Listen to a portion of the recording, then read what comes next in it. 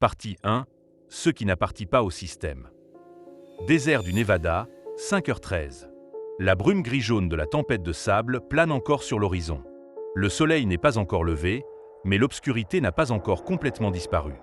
Tout commence par une scène où un drone glisse dans l'immense silence. Près de la zone 51, une structure mystérieuse apparaît, découverte par les utilisateurs de Google Earth, une tour triangulaire géante fixée au sol. Cette tour ne figure dans aucun inventaire officiel des bâtiments. Elle mesure entre 45 et 58 mètres de haut et est entièrement peinte en noir à l'extérieur.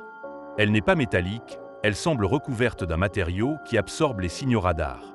Sa pointe est orientée vers le ciel, comme si elle avait été construite pour envoyer ou recevoir quelque chose d'en haut. Les premières images sont postées sur YouTube sur une chaîne de reconnaissance satellitaire civile. Le titre de la vidéo est le suivant. J'ai vu ça sur Google Earth, le gouvernement ne veut pas m'expliquer. Qu'est-ce que c'est que cette chose? Les commentaires vont bon train. Certains disent qu'il s'agit d'un système de défense aérienne, d'autres qu'il s'agit d'une antenne interdimensionnelle. Mais le commentaire le plus frappant est le suivant. Mon père a dit qu'il avait vu une structure similaire près de Groom Lake en 1973. Puis il a été licencié. Le propriétaire de la vidéo YouTubée est approché par un homme appelé Leonard Keswick, un ancien employé de Lockheed Martin.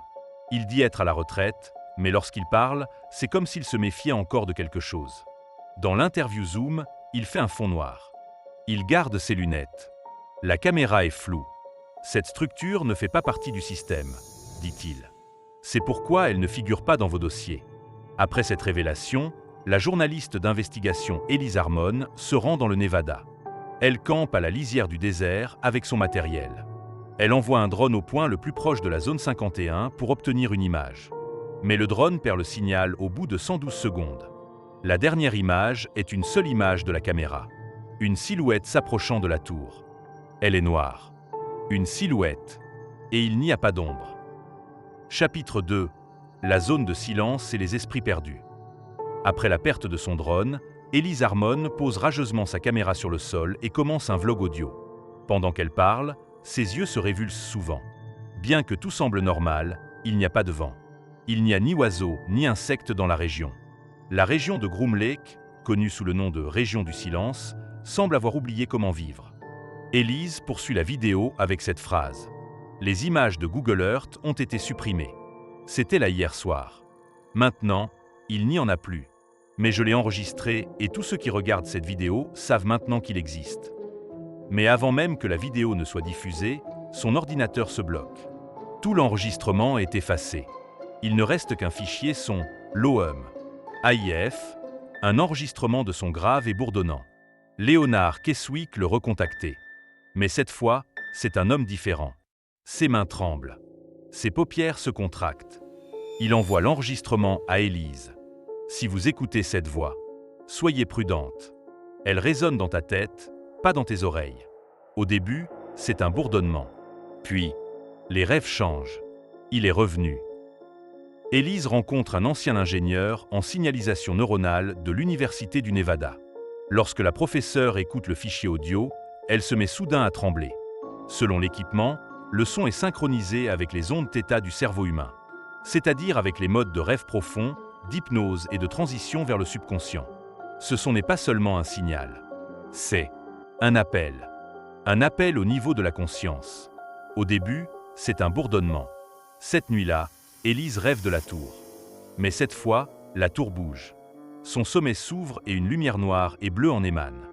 Une silhouette émerge de la lumière, un être sans tête, mais qui semble communiquer avec l'esprit. Un seul mot résonne dans le rêve. On vous a vu. Chapitre 3. Les initiés. Mars 2025. Les rêves d'Elise Harmon n'appartiennent plus seulement à la nuit. Le jour, la même chose résonne à la périphérie de son esprit, vous avez été vu. Les analyses sonores qu'elle partage sur sa chaîne YouTube deviennent rapidement virales. Des milliers de personnes téléchargent et écoutent le même bourdonnement, et des phrases similaires commencent à apparaître dans les commentaires. Je n'arrive pas à dormir la nuit. Quelque chose m'appelle. J'ai l'impression de ne plus être seul, mais ce n'est pas une bonne chose. Pendant ce temps, un groupe de randonneurs du Nevada, une équipe de 3 personnes, installe son campement autour de la zone 51. Leur but est simplement de s'approcher, de voir la tour à l'œil nu. À 7h10 du matin, les communications sont coupées. Dans le campement, les téléphones, les contrôleurs de drones et les horloges ne fonctionnent plus. Les tentes ne sont pas déchirées, la nourriture n'est pas avariée, mais il n'y a personne. Une semaine plus tard, un seul revient, Ryan Delacour, le plus jeune membre du groupe. Il dit avoir erré dans le désert pendant 3 jours, puis s'être retrouvé sur le bord d'une autoroute. Mais ce qui est étrange, c'est qu'il n'a pas de chaussures aux pieds, pas de sac à dos, et que ses pupilles sont presque complètement rétrécies. Les médecins notent qu'il se comporte comme s'il était en plein sommeil paradoxal. « Je n'étais jamais seul », dit-il. Il nous observait, mais pas de l'extérieur, de l'intérieur. Les résultats de l'EEG, ondes cérébrales, de Delacour ne sont pas publiés. Cependant, un technicien médical a posté ce qui suit sur Reddit. L'homme avait une sorte de signal de fond dans son cerveau. À une fréquence de 6,7 Hz, ce n'est pas naturel. C'était comme s'il avait une radio dans la tête. Élise se rend compte de la gravité de la situation et contacte à nouveau Leonard Keswick. Mais cette fois, c'est quelqu'un d'autre qui répond, la femme de Keswick. Son mari ne parle plus depuis plusieurs jours. Il ne cesse de regarder un point et de marmonner la même chose. Ce n'est pas une tour. C'est un signe. Point d'atterrissage. Le lendemain, Keswick s'enfuit de chez lui. Les images des caméras de sécurité le montrent marchant sur une route désertique à 3h33 du matin, sans laisser de traces. C'est comme s'il ne posait même pas le pied sur le sol. Il ne porte qu'une chemise et des lunettes. Mais les ombres ne le suivent pas. Partie 4. Si la tour n'est pas une antenne, qu'est-ce que c'est? Élise Harmon découvre une série de recherches secrètes dans les archives de l'Université du Nevada, Project Alcyon.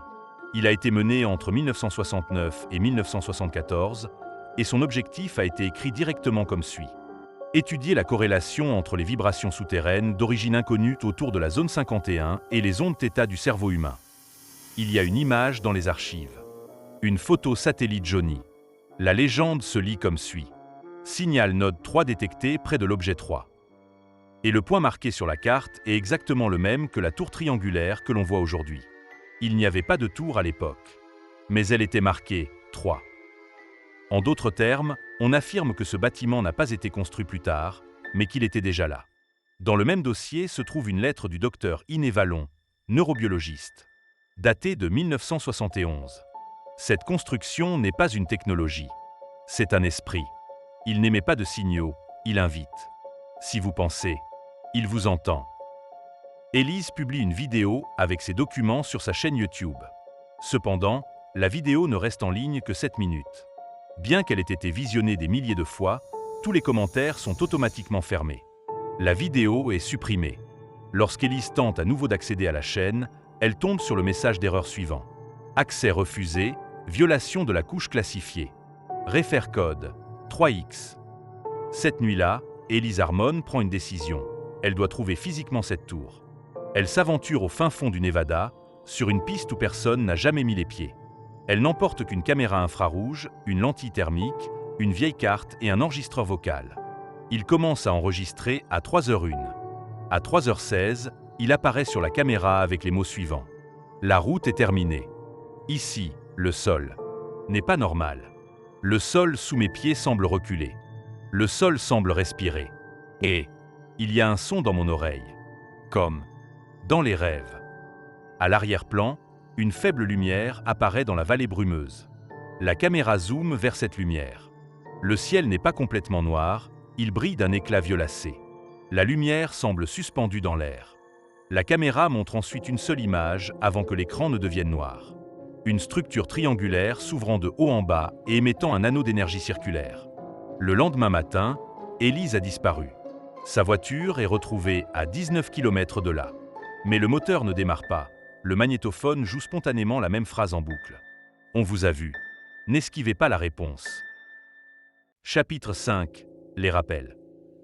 3 jours seulement après la disparition d'Élise, les adeptes qui avaient secrètement téléchargé et archivé sa dernière vidéo commencent à poster les images sur des plateformes autres que YouTube. Cependant, dans une dernière image de la vidéo, un détail passe inaperçu. Un code temporel apparaît dans le coin inférieur gauche de l'écran, 16 mars 1971, 3h17 6 secondes. La vidéo a été tournée en 2025. Cependant, Les métadonnées de l'enregistrement se comportent comme s'il avait été enregistré il y a 54 ans. Un analyste de sécurité indépendant intéressé par ces données tente d'analyser les données du signal dans la vidéo. Dans les ondes sonores, il trouve un message vocal inversé qui ne peut être entendu qu'à travers des filtres spéciaux. Il se lit comme suit. Ils ne sont pas partis. Ils sont toujours là, mais à une époque différente de la nôtre. Dans la campagne qui a débuté sur les médias sociaux avec le hashtag #ReturnFromDelta, les noms des personnes qui ont été portées disparues dans la zone 51 dans le passé ont été partagés. L'un d'entre eux attire particulièrement l'attention. William Grant, un physicien qui a disparu en 1971. Les archives officielles indiquent qu'il n'est jamais sorti du désert. Or, dans un arrêt sur image de la vidéo d'Élise, on aperçoit une silhouette floue à la limite de la lumière. Et cette silhouette correspond exactement à la photo d'identité de Grant datant des années 1960. Les enquêteurs posent ensuite la question suivante. Si la tour est un portail, et que ceux qui sont à l'intérieur sont hors du temps, peut-être que ceux qui reviennent ne sont pas nouveaux dans le temps. Peut-être que les anciens sont toujours là, mais que nous ne nous en rendons pas compte. Au même moment, Mary Coulson, une femme âgée vivant à Las Vegas, se réveille soudainement chez elle vers 3 heures du matin. Son fils raconte à la police qu'un homme qu'il n'a jamais vu se tient devant sa mère. Elle ne l'a pas reconnu, mais en même temps elle le connaissait. Elle a dit « Will ». Et l'homme n'a pas répondu. Il a juste fermé les yeux. Puis il a disparu. Les archives de la police indiquent que la porte était fermée à clé, qu'il n'y avait aucun signe d'entrée et que le système d'alarme était toujours activé. Cet événement donne lieu à la théorie de la victime du temps, pas du voyageur du temps. Selon cette théorie, la tour n'est pas un véhicule physique, mais un système d'écho temporel. Ceux qui entrent dans la tour en ressortent non pas en tant que copie, mais en tant que écho. Le dernier enregistrement de l'ordinateur d'Élise se trouve parmi les dossiers cryptés. Dans les dernières secondes du fichier audio analysé, on entend la phrase suivante. « Nous revenons. Mais vous, ne nous reconnaîtrez pas. »